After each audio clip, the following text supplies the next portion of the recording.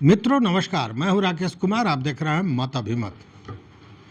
मित्रों, बेतिया राज की संपत्ति को अपने अधीन लेने के लिए बिहार सरकार या यूं कहें कि राजस्व परिषद में जो बेचैनी है वो समझ के परे है। क्योंकि जिस तरह की कार्रवाइयाँ की जा रही हैं वह मतलब एक तरफ से आश्चर्यजनक है कि इस तरह की कार्रवाइयाँ क्यों हो रही हैं। अब देखिए, जो कब्जा किए हुए लोग हैं, जो बेतिया राज के ज़मीन पर काबिज हैं, उनको नोटिस देने की तैयारी चल रही है। और जब नोटिस देने की तैयारी पहुंचे और जो जिस तरह से वो पूरी प्रक्रिया अपनाई गई, उसके बाद वहाँ के लोगों में एक तरह से कहें आक्रोश भी हुआ और लोग भी परेशान हैं कि आखिर ये हो क्या रहा है। तो इस पूरी बात को समझिए। देखिए, पिछले दिनों प्रयागराज, यूपी का प्रयागराज मतलब इलाहाबाद में भी बेतिया राज की कई संपत्तियां हैं। और ख़ासकर मुट्ठीगंज में सिविल लाइंस के स्टैच्यू रोड पर कई, जैसे महारानी के भवन है, रानी बेतिया का हाता है, कई संपत्तियां हैं। अब वहाँ पे पहुँच गए राजस्व परिषद के कुछ पदाधिकारी।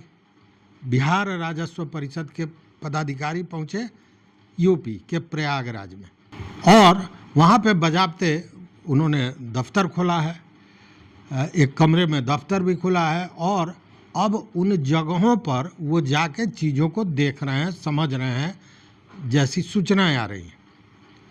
लेकिन इसी दौरान कुछ जो पदाधिकारी थे वो पहुँचे मुट्ठीगंज में। मुट्ठीगंज में बेतिया रानी का हाता है और उस हाते में 32 ऐसे परिवार हैं जो रह रहे हैं। उन 32 परिवारों में 12 परिवारों का दावा है कि वो रेगुलर रेंट पे कर रहे हैं, मतलब कि लगान दे रहे हैं राजा साहब को, मतलब राज परिवार को वो इसका लगान देते हैं रेगुलर। अब वहाँ पहुँचते हैं राजस्व परिषद बिहार सरकार के पदाधिकारी, जो अपने को पदाधिकारी बता रहे हैं। उनका ये कहना है कि सारे लोगों को नोटिस दी जाएगी। अब इसको लेकर वहाँ जब भीड़ भड़ाका हुआ, लोग पहुँचे और आपस में यही चर्चा चलने लगी, उसी वक्त कुछ लोगों ने इसकी जानकारी लेनी चाहिए कि भाई, आप राजस्व परिषद के पदाधिकारी हैं, बिहार से आए हैं, तो क्या आपने स्थानीय किसी पदाधिकारी से बात की है? और ये पूछने का मकसद ये था कि ऑलरेडी उस मामले में, मतलब बेतिया राज के संपत्ति के मामले को लेकर हाई कोर्ट में केस भी चल रहा है, मतलब कई वाद हैं, आप जानते हैं। तो जब इलाहाबाद हाई कोर्ट में ऑलरेडी केस है, तो आप कैसे आ गए? इन सारे चीज़ों की पूछताछ होने लगी। और पूछताछ का कारण था कि वहाँ पे जो विधिज्ञ संघ है, इलाहाबाद का विधिज्ञ संघ है, उसके संयुक्त सचिव हैं मंजेश कुमार शुक्ला, जो अधिवक्ता हैं। तो अधिवक्ता थे तो उन्होंने कानूनी पक्ष की बात की और उन्होंने पूछा कि भाई, आपके साथ कोई स्थानीय पदाधिकारी नहीं है, तो फिर आप कैसे इन सारी बातों को कर रहे हैं? पहली बात। दूसरी बात कि यह जो ज़मीन है यह बाज़ाब्ता नगर निगम में आता है और नगर निगम में ये ज़मीन राज परिवार का दर्शाया गया है। तो अगर राज परिवार का है तो फिर आप इस पर कैसे आ रहे हैं? उसके लिए तो पहले वहाँ कागजातों को ठीक कराइए। उन्होंने कानून की बात की, जो मंजेश कुमार शुक्ला अधिवक्ता हैं उन्होंने। तब उन लोगों का कहना था कि नहीं, हम नोटिस तो आप लोग को देंगे, लेकिन खाली आप छोड़िए, खाली मत कीजिए, सो आप रेंट हमको दीजिए। तो हुआ कि भाई, आपको रेंट कैसे दे दें? तो इस पर एक कागज दिया गया उन पदाधिकारियों द्वारा, जो राजस्व परिषद बिहार सरकार के अपने को बता रहे थे। और वो कागज अगर आप देखिएगा तो आप आश्चर्य पड़ जाइएगा, चूँकि वो कागज न कोई आदेश है, न कोई निर्देश है। मतलब उस तरह का निर्देश तो आपने देखा भी नहीं होगा कहीं। इस कागज़ को देखिए, ये अभी आपको दिख रहा होगा। इसमें मात्र लिखा हुआ है कि यह निर्णय हुआ है कि यूपी की परिसंपत्तियों से जो आय हो रही है वह स्थानीय कोषागार में न जमा कर व्यवस्थापक बेतिया राज के खाता में जमा की जाए, ताकि सभी संपत्तियों का एकीकृत लेखा जोखा रखा जा सके। उत्तर प्रदेश तथा बिहार से प्राप्त सभी राशि निम्न खाते में जमा की जाएगी। खाता धारक का नाम है manager Bettiah state branch west Champaran Bihar, और बैंक का नाम IFS कोड और अकाउंट नंबर आदि इस पर दिया गया है। लेकिन यह पत्र किसने लिखा है या यह आदेश है तो किसका है? इस आदेश मतलब एक केवल पॉइंट 8 नंबर पॉइंट इसमें दिख रहा है, न आगे का पत्र दिया गया है न पीछे का पत्र दिया गया है। किसने लिखा है, किसको लिखा है, यह आदेश है, निर्देश है या कहीं बैठक में कोई बात हुई उसका ये क्या है, कुछ पता ही नहीं चला।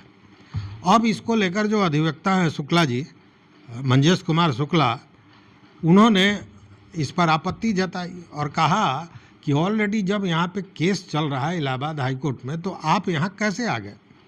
और इन सारी चीज़ों का जवाब उन पदाधिकारियों के पास नहीं था। तो पदाधिकारियों ने यह पूछा कि हमको ये जानकारी नहीं है, आप हमको दस्तावेज उपलब्ध कराइए।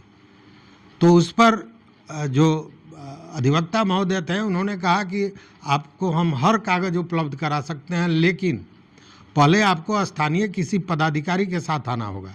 आप कौन हैं, क्या हैं? आप इस तरह आके सीधे कह रहे हैं तो हम आपको किस आधार पर आप हमसे कागज़ मांग रहे हैं? कोई आधार तो होनी चाहिए। अब इस पर मामला वहीं पे अटक गया, वो पदाधिकारी चले गए। हालांकि 4-5 दिनों से जब से वो पदाधिकारी लोग वहाँ पहुँचे हैं बिहार राजस्व परिषद के, तब से वहाँ पे रोज़ कुछ न कुछ वहाँ के समाचार पत्रों में इस तरह का न्यूज़ दिया जा रहा है उन लोगों द्वारा। मतलब एक माहौल भी बनाने की तैयारी की जा रही है। अब ये जो प्रयागराज है ये बड़ा महत्वपूर्ण है। महत्वपूर्ण कई कारणों से है। एक तो यहाँ पे बेतिया राज की संपत्ति को वहाँ के जो बैंक है उसमें रखा गया है। उसके कई बक्से हैं, बताते हैं कि उसमें करोड़ों के आभूषण हैं, सोना चांदी हीरा जवाहरात आदि आदि हो सकते हैं। उसको भी खुलने की बात हो रही है। लेकिन उससे भी ज़्यादा महत्वपूर्ण यह है कि बेतिया के महाराज, अंतिम महाराज हरेंद्र किशोर सिंह की दूसरी पत्नी महारानी जानकी कुंवर जब 1897 में कोर्ट ऑफ वार्ड्स ने बेतिया राज की संपत्ति को अपने अधीन ले लिया, मतलब उसकी देख रेख संरक्षण का भार मिल गया कोर्ट ऑफ वार्ड्स को, उसके बाद से महारानी जानकी कुंवर, जिनको अयोग्य घोषित किया था अंग्रेज सरकार ने, वो प्रयागराज आई थी और प्रयागराज के ही स्टेची रोड पर जो महल है महारानी का, वहीं पे उन्होंने पूरी ज़िंदगी गुजारी और 24 नवंबर 1954 को उनका वहाँ देहांत हुआ था। और अभी भी जो बेतिया राज के वारिस का दावा करते हुए पटना हाई कोर्ट में भी एक मामला दर्ज किया गया है जो कुंवर उदय सिंह द्वारा, तो कुंवर उदय सिंह भी प्रयागराज के ही रहने वाले हैं, प्रयागराज में ही रहते हैं। तो प्रयागराज बड़ा महत्वपूर्ण है। और एक और जहां बिहार सरकार ने अधिनियम बना के सारी संपत्ति को अपने अधीन कर लिया है और अब कब्जा लेने की बात कर रही है, वहीं जो कुंवर उदय कुमार सिंह हैं उन्होंने बाज़ाब्ता पटना हाई कोर्ट में अपनी संपत्ति को वापस लेने का भी याचिका दायर किया है। तो दोनों ही तरफ से लड़ाई चल रही है। लेकिन जिस तरह से ये प्रक्रिया राजस्व परिषद के लोगों द्वारा वहाँ अपनाया जा रहा है, यह बड़ा आश्चर्यजनक है।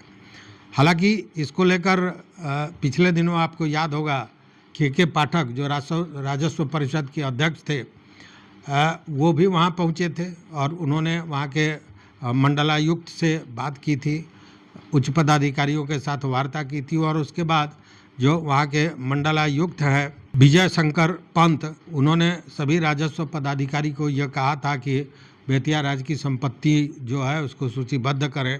और अगर देखें तो अभी प्रयागराज में 1 दर्जन से ज़्यादा वैसे स्थल हैं जहाँ पे बेतिया राज की संपत्ति है। तो देखने वाली बात है कि वो राजस्व परिषद के जो लोग वहाँ गए हैं आगे की क्या कार्रवाई करते हैं, लेकिन इसको लेकर वहाँ स्थानीय लोगों में एक तरह से कहें कि आश्चर्य भी है और आक्रोश भी है। आश्चर्य इसलिए कि जो कार्रवाई, जो कार्य प्रणाली अपनाई गई है वो बड़ा उन लोगों को आश्चर्य में डाल रहा है कि जो कागज़ हमने दिखाया, आप बताइए कि उस तरह का कोई आदेश निर्देश निर्गत किया जाता है क्या? और सीधे ये कह देना कि फलाने को अब तक आप दे रहे थे किराया, अब हमको दीजिए, तो आखिर कोई उसका आधार होना चाहिए। एक लाइन में कहीं कागज़ का एक पंक्ति दिखा के अगर ये मांगा जा रहा है तो यही सब सारी चीज़ें हैं। तो आखिर ये बेचैनी क्यों है बिहार सरकार को, ये समझ के परे है। और देखते हैं कि आगे क्या होता है। अगर आपके पास कोई जानकारी हो तो निश्चित रूप से हमारे कमेंट बॉक्स में बताइएगा। देखते रहिए मत अभिमत। मित्रों, चैनल पर नए हो सब्सक्राइब कीजिए, लाइक कीजिए, दोस्तों के साथ शेयर कीजिए और अपना विचार जरूर दीजिए। बहुत बहुत धन्यवाद। कोटिशः आभार।